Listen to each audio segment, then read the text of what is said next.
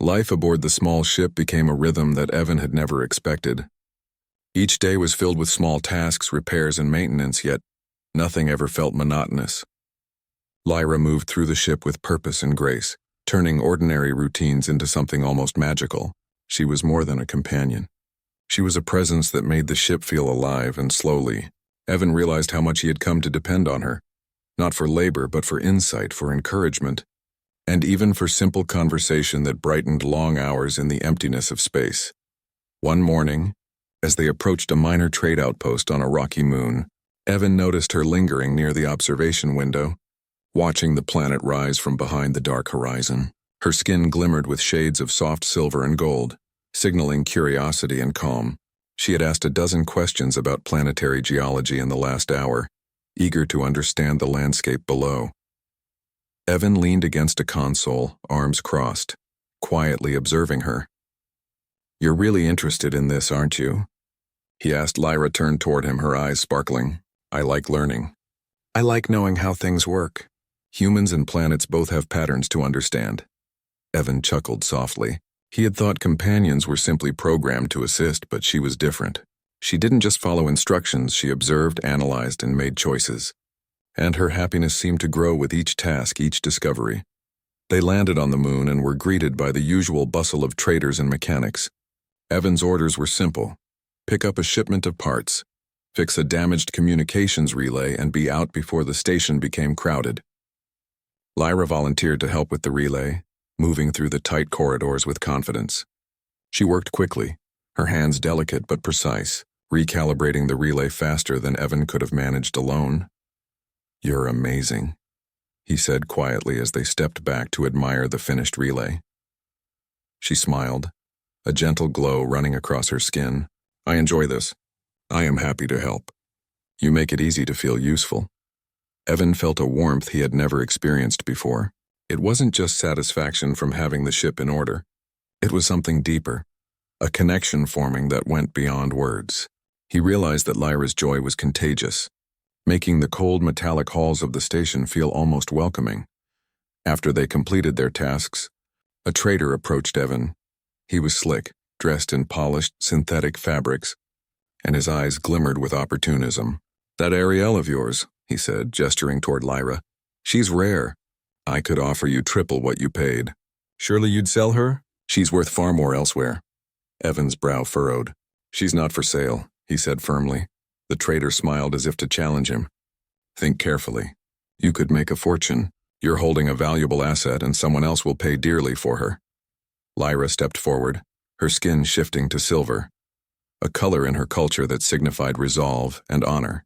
"I am not for sale," she said clearly. "I chose my engineer. I stay with him, not because I was bought, but because I want to be here." The room went silent. The trader blinked, surprised by her audacity. He had expected to manipulate Evan with promises of wealth, but Lyra's words left no room for argument. Her calm determination carried weight beyond her physical presence. The trader's smile faltered and he stepped back, muttering something under his breath before leaving. Evan exhaled slowly, still processing the encounter. He looked at Lyra, her skin gently returning to soft gold. "That was impressive," he admitted. She tilted her head almost shyly. "I have my reasons. I am happy here with purpose. I will not give that up for anything." That night they returned to the ship and Evan updated her status in the ship's registry. He typed carefully, recording her not as property but as co-engineer Lyra Ariel. Lyra stared at the screen, her eyes wide with disbelief and a growing smile. I am recognized as myself," she whispered. "Yes," Evan said softly. "You are not just a companion. You are my partner in this work." Lyra's joy radiated throughout the small cabin, a glow that made Evan realize how rare it was to find someone, or something, that genuinely wanted to share life, not be controlled by it. That night, as they floated silently through the stars, she slept in the small hammock near his workstation, her skin shimmering faintly with contentment. The next week brought new adventures. They were hired to repair a derelict mining station orbiting a gas giant. The station had been abandoned for months, its systems offline, and the repair job was risky. Evan had worked alone before, But Lyra insisted on accompanying him, offering insights he had never considered. Inside the station, she moved gracefully through the corridors, diagnosing damaged panels and rerouting power with an efficiency that left Evan in awe. When a loose conduit sparked dangerously, she quickly adjusted it, preventing a potential fire. "We work better together," she said, her voice calm but warm. Evan nodded, silently agreeing. He had felt that truth for days now, yet seeing it in action made it undeniable. With Lyra beside him, the work was faster, safer, and even enjoyable. Her laughter, soft and melodic, echoed through the empty halls, turning the abandoned station into something less lonely, more alive. After they completed the repairs, they explored a small observation deck. Outside, the gas giant loomed, swirling in colors that no human eye could truly describe. Lyra stood near the viewport, marveling at the patterns in the clouds. "It is beautiful," she said softly. "So much to see, so much to understand." Evan joined her, his hands resting lightly on the railing. "You see the world differently," he remarked. "I try to," she replied, turning to him. "I want to understand everything I can. Not because I have to, but because it is wonderful to learn." He smiled, realizing how rare that mindset was. Most humans, and even many aliens, worked out of necessity, out of fear or expectation. Lyra worked because she wanted to, and that simple choice radiated happiness in every action she took. Their journey back to the ship was quiet. They shared a meal prepared by Lyra, her dishes a mixture of alien ingredients and human flavorings. Evan had expected bland, utilitarian food, but each bite was carefully crafted, flavorful, and satisfying. "You really enjoy this, don't you?" he asked, watching her serve the meal with a smile. "I do," she said simply. "I like creating things that make others happy. Your enjoyment makes me happy as well." Evan found himself reflecting on the oddness of the situation.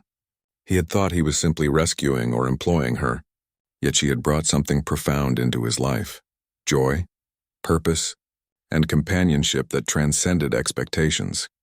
Over the following weeks, word of their partnership spread quietly among other travelers. Some were curious, some skeptical. One group of traders approached, jokingly asking if Lyra could be persuaded to leave him for a larger profit. Evan smiled and said nothing, but Lyra's calm declaration earlier had already set the tone. She was herself, and she had chosen her place in this world. Evan began to see her not just as a companion, but as a reflection of what humanity could offer: respect, trust, and understanding.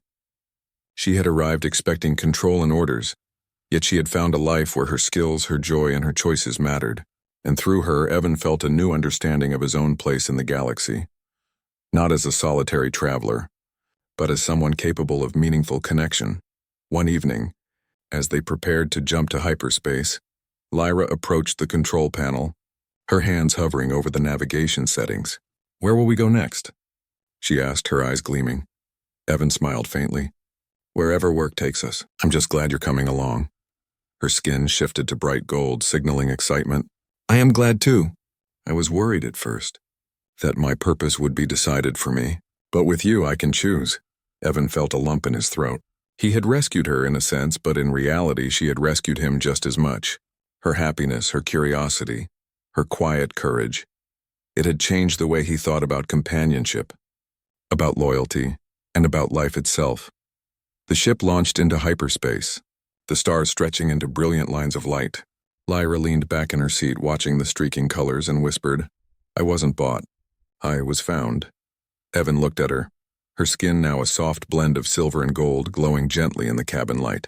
He realized that he had discovered something extraordinary, not just a companion, but a being whose happiness could not be dictated, whose joy was freely given, and whose presence had made his life infinitely richer.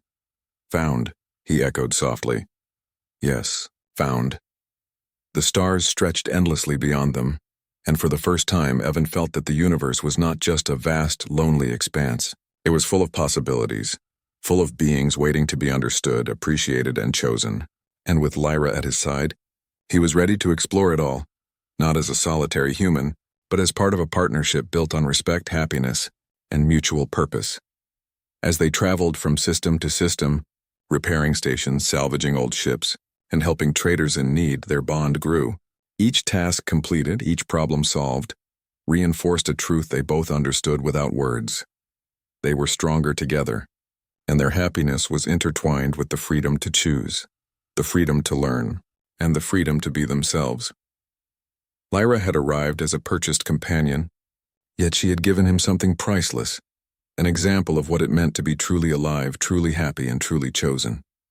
And in return, Evan had given her something equally valuable, a life where she could exist as herself. The shuttle's engines hummed softly as it descended through Earth's thin atmosphere, carrying a passenger who was unlike anyone Ethan Cole had ever imagined meeting. The craft looked small, sleek, and advanced beyond human technology. But what truly made it extraordinary was the figure stepping out. She was a young woman, though her eyes glowed faintly with a soft silver light, and her skin had a subtle shimmer that caught the sunlight in a way that felt otherworldly. A soft breeze tugged at her long, silvery hair as she bowed, a graceful motion that seemed both natural and learned. "I am Princess Lyra," she said, her voice clear and melodic. "I have been sent to you as a gift." Ethan blinked. He had been expecting a ceremonial artifact, a token of goodwill, maybe some advanced tool the humans could study. He had certainly not expected an actual living alien princess to appear before him, bowing as though he were royalty himself. You're the gift?" he asked, unsure how to react. Lyra tilted her head slightly as if confused by his tone. "Yes, my father, King Zarek, has entrusted me to your care." Ethan rubbed his face. "Care? I'm just an engineer. I don't know anything about taking care of a princess." Lyra's eyes widened, a mixture of surprise and hesitation crossing her delicate features. She had been prepared to bow, obey, and follow orders. But humans were unpredictable. This one was different from any Varenian she had met. Instead of standing tall and commanding, Ethan looked unsure, approachable, even kind. "You don't have to bow to me," Ethan said, taking a step back. "I don't even know what kind of rules you follow. Just be yourself." Lyra hesitated. For her entire life, she had been told she was unworthy. A disappointment because the healers had declared her infertile. She had been the youngest princess of Velthara, but that did not mean she held any real power or respect in her family. The word infertile had followed her like a shadow, an invisible weight that others whispered about in her presence. She was expected to behave, to be polite, and to exist without expecting anything more. Now, standing in front of this human for the first time, no one was telling her she was useless. No one was demanding obedience. "I do not know how to be myself," she admitted softly. "I have only known orders, ceremonies, and expectations," Ethan smiled gently. "Then start small. Maybe we can figure it out together." Over the following days, Lyra began adjusting to life on Earth. Ethan introduced her to simple things she had never experienced before. Walking in a city without constant guards, hearing music in a small cafe, tasting flavors she could not imagine. She laughed when she first tried chocolate, and the sound felt strange and wonderful in her own ears.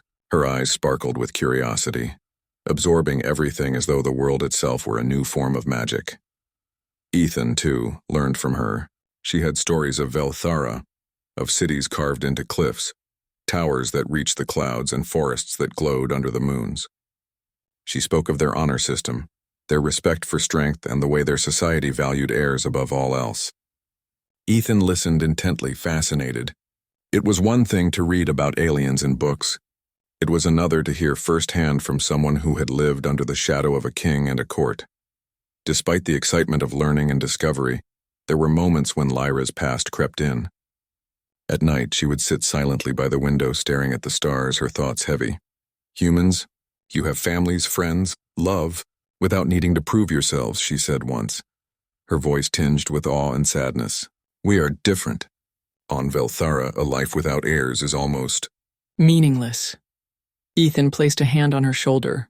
"You're not meaningless. You're alive. You're learning. And you're not alone anymore. That counts for more than a lot of things back on your planet." Lyra's eyes glistened, the words cutting through years of doubt and fear. For the first time, she felt the possibility of being valued for herself, not her ability to produce an heir. Life continued with this rhythm of wonder and quiet companionship. Ethan tried to show her as much of Earth as possible. They visited parks where children played freely, introducing her to games that required no strategy or combat, just laughter.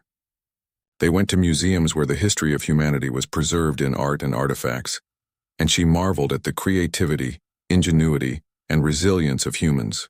She often remarked on how much she could learn from them, and how different Earth was from Velthara, where hierarchy and bloodlines ruled every interaction.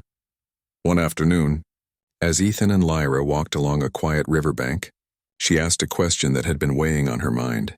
"Ethan, why did your people agree to accept me as a gift?" Ethan paused, looking at the water reflecting the sky. "Honestly, I don't think anyone thought we would actually care. They expected me to just take you, study you, maybe make a report. But I didn't see you as a gift to own. I saw you as a person." Lyra tilted her head. "A person? Not a gift, but you. You treat me as though I matter," Ethan shrugged. "Of course you matter. Everyone matters. That's how humans work." Lyra smiled softly, a rare, genuine expression that had been missing from her life for years. It felt fragile, but it also felt like a seed being planted, a seed of hope, of trust, of a life that could be her own. However, their peaceful days did not last long. A sudden illness struck Lyra unexpectedly. It started as fatigue, then progressed to sharp pains that left her weak and frightened. Ethan rushed her to a nearby hospital, where human doctors worked tirelessly to understand her condition. Tests were run, scans were analyzed, and the results baffled them. Lyra sat quietly in the hospital bed, her hands folded in her lap. I do not understand. I feel strange, different. Something inside me is changing." Ethan held her hand gently. "We'll figure it out, Lyra, don't worry." After hours of careful examination, the lead doctor finally spoke cautiously. "This is highly unusual. Based on her physiology, she is not infertile. In fact," he paused, making sure Ethan was ready.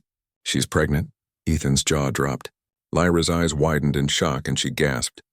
"Pregnant? But that is impossible. I was told I could never." Ethan squeezed her hand. "I guess your healers were wrong. Or maybe human medicine sees things differently. Either way, you're carrying life." Lyra stared at her hands, trembling. A mix of fear, awe, and wonder filled her. She had never imagined this could happen, especially with a human. And yet it had. Something inside her had changed in a way that neither species had predicted. The news did not stay a secret for long. Messages were sent back to Velthara, reaching King Xerac within hours. The king, known for his fierce temper and strict adherence to tradition, reacted immediately. The notion that his daughter, the one he had considered a failure, was carrying a child with a human was beyond comprehension. He did not send threats at first. He sent emissaries demanding the immediate return of Lyra and the child she carried. Ethan read the message, his hands trembling. "Lyra, your father, he's coming." Lyra's face turned pale, but her silver eyes burned with determination. "I will not return as a gift. I am not his property. I am mine." Ethan nodded. "Then we face him together." The shuttle carrying King Xerac and his royal guards entered Earth's orbit within hours, their presence massive and intimidating. The city below seemed insignificant compared to the colossal ship hovering above. Sirens wailed as officials scrambled to coordinate with the alien visitors. Ethan stood in the hospital room holding Lyra's hand tightly.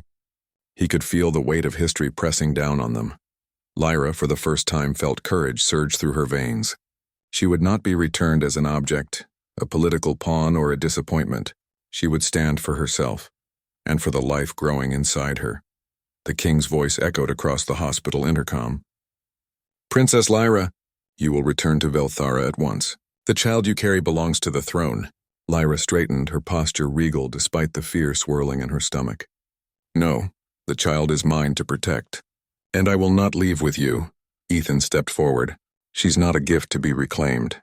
You offered her to us and now she's part of our world. You cannot take her back against her will." A tense silence filled the room. Outside, the city and the human officials watched, unsure what would happen next. Lyra's silver eyes met Ethan's, and for the first time she felt something like hope. She was no longer alone and she was no longer powerless, and so, as King Xerac's massive ship hovered above the city, humanity's simplest engineer and an alien princess once deemed worthless, prepared to face a challenge neither of them could have imagined. The days of quiet exploration and gentle discovery were over. A storm of honor, power, and destiny was about to descend, and Lyra would face it as herself, not as a gift.